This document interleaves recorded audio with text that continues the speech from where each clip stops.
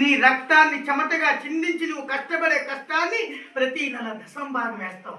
అది సరిపోక మళ్ళీ ఇంకేం జరుగుతుందో తెలుసా? ప్రతి వారం సండే రాయే నువ్వు సంకల బైబుల్ తేవే, మండే పోవే నువ్వు ఉండగా మారి రావే, బుట్టది ఉండదు సండే రాయే నువ్వు సంకల బైబుల్ తేవే, మండే పోవే నువ్వు ఉండగా మారి రావే.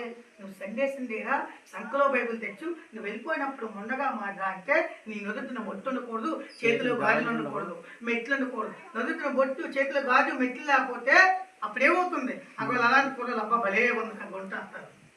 అదే బొట్టు పెట్టుకుంటే అమ్మా నువ్వు లక్ష్మీదేవిలాగా ఉన్నావు అని చెప్పి ఇంకొకటి నీ ముఖం వైపు కన్నెత్తి కూడా చూడు. ఒకవేళ చూస్తే అమ్మవారిలో ఉన్నటువంటి ఉగ్ర రూపం నువ్వు పెట్టుకున్న బొట్టు వల్ల ఎదవానికి చెప్పు తీసుకొడతారు అని చెప్పి అంత ధైర్యం వస్తుంది. చూసారా అంత తేడా ఉంది.